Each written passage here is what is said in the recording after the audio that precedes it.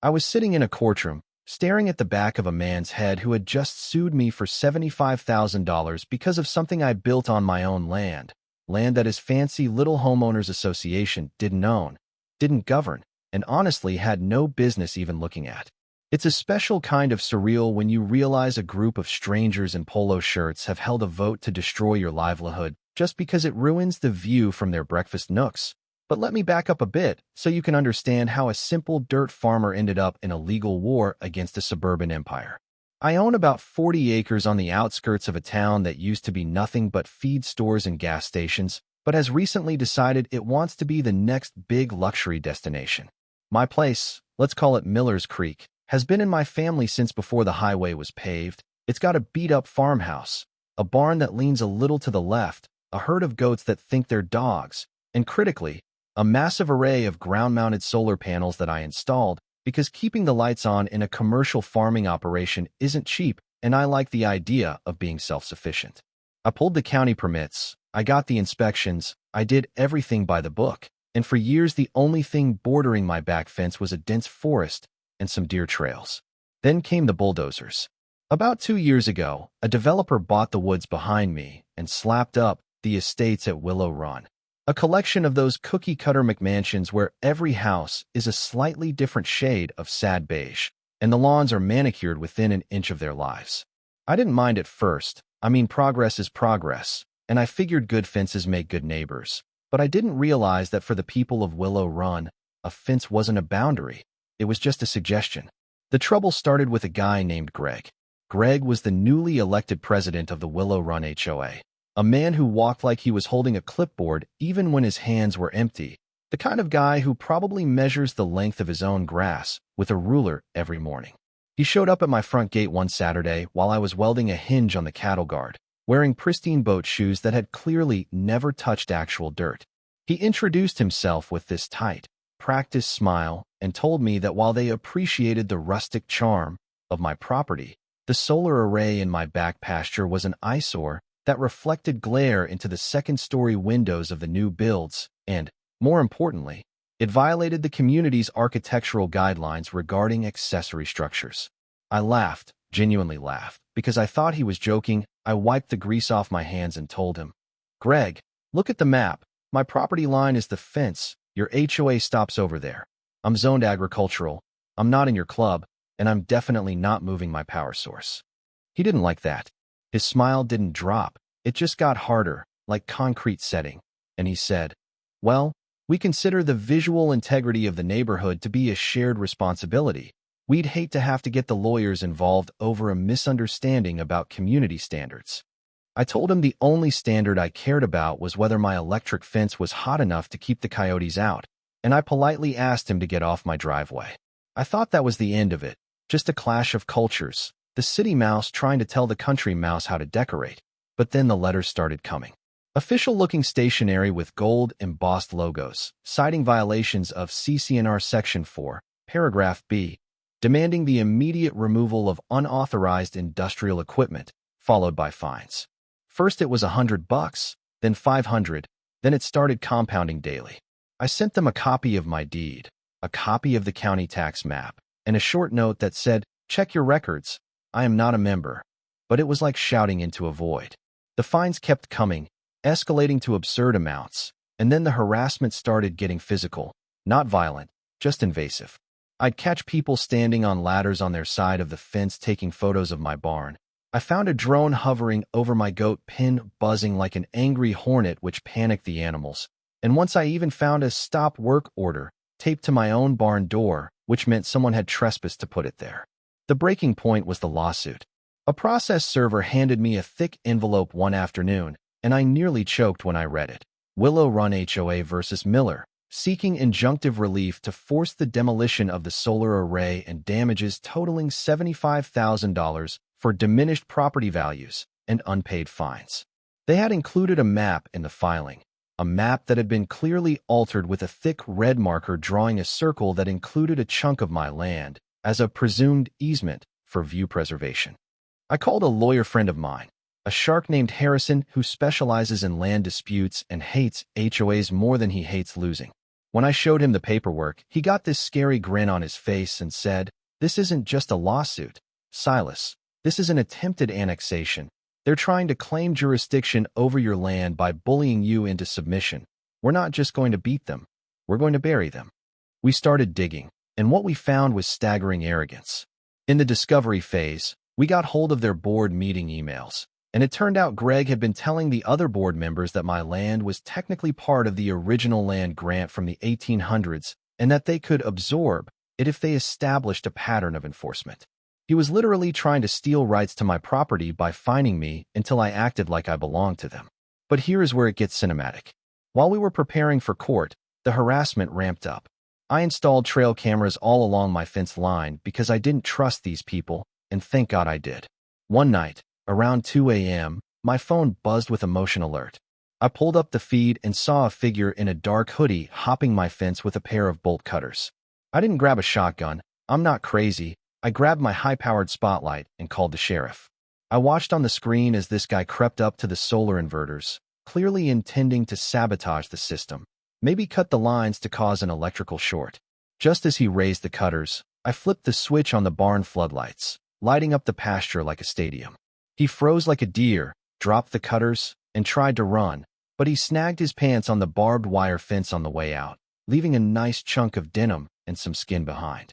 The sheriff arrived 10 minutes later, and, based on the description and the direction he ran, they knocked on a door in the subdivision.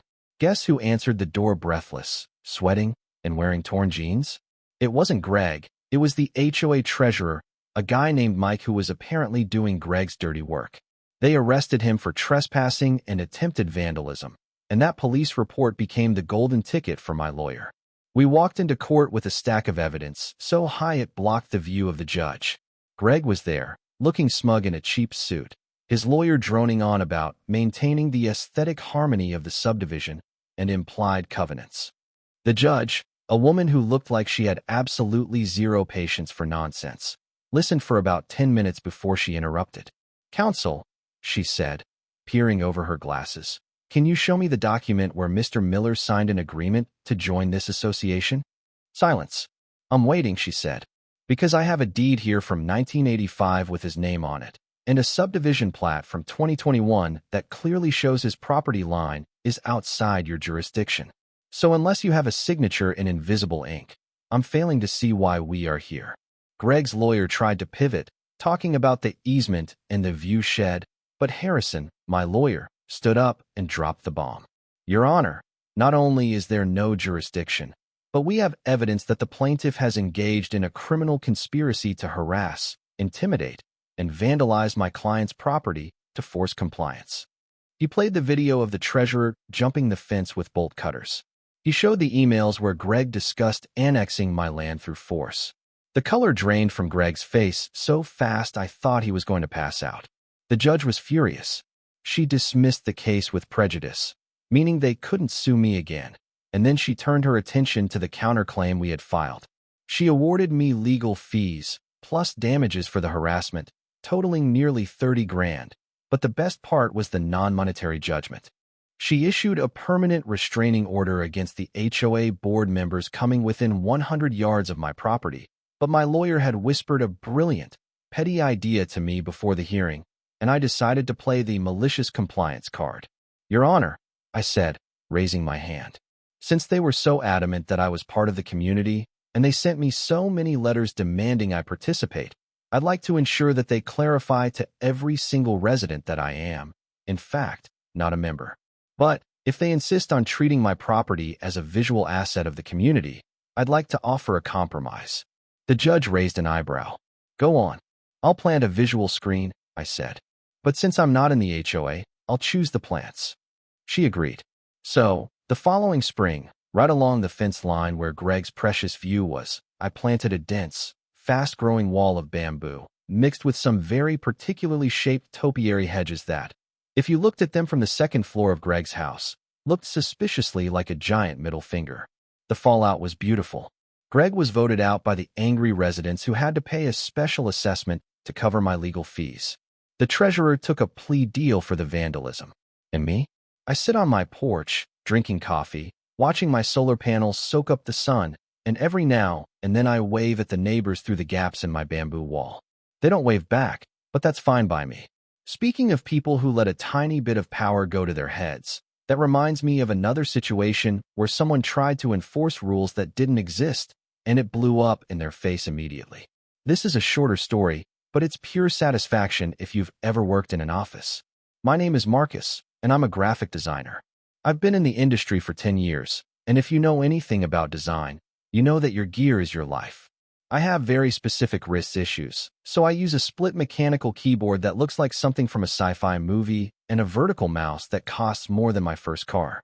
I brought this equipment with me to every job I've ever had because the standard issue plastic junk companies provide gives me carpal tunnel in about an hour. Enter Linda. Linda was a new office manager at the agency I'd been working at for 3 years.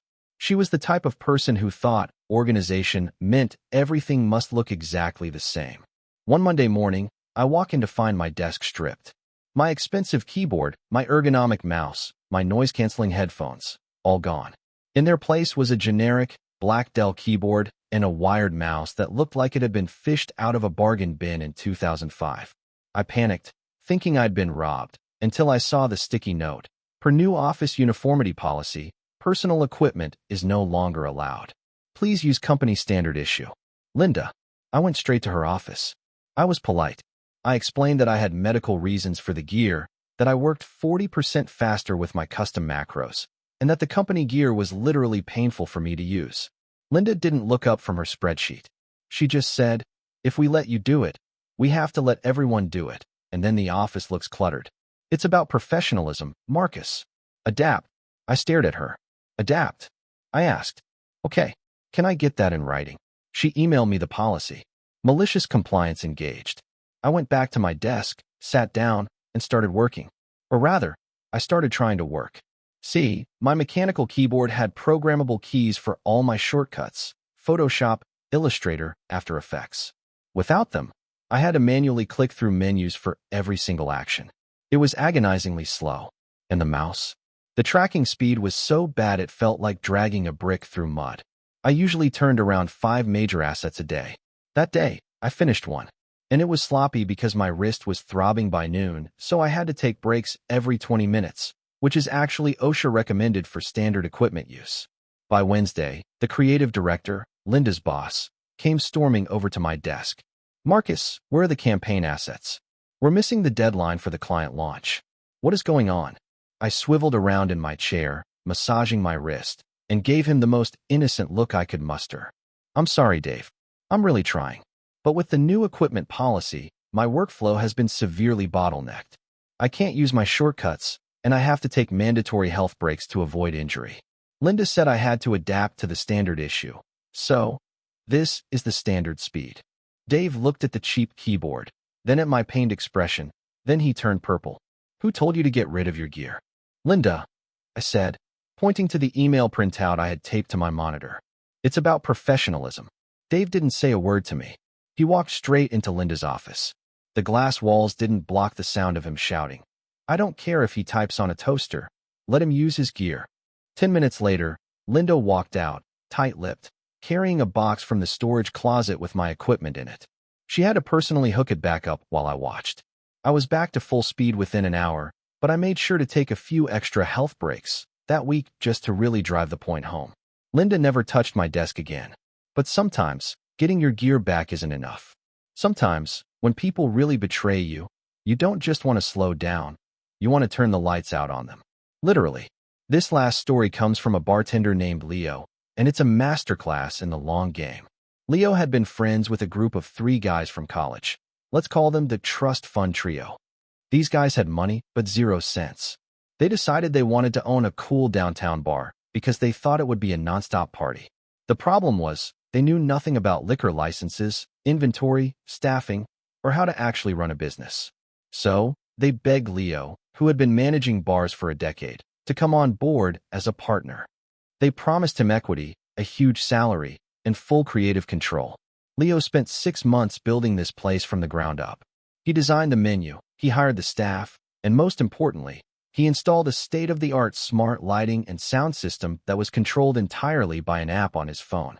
He set the mood lighting, The spotlights for the stage, the audio zones, everything.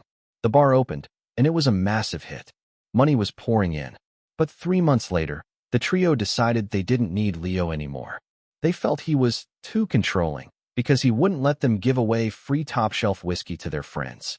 They called him into a meeting, told him the equity offer was never actually signed, a rookie mistake by Leo, trusting friends, and fired him on the spot.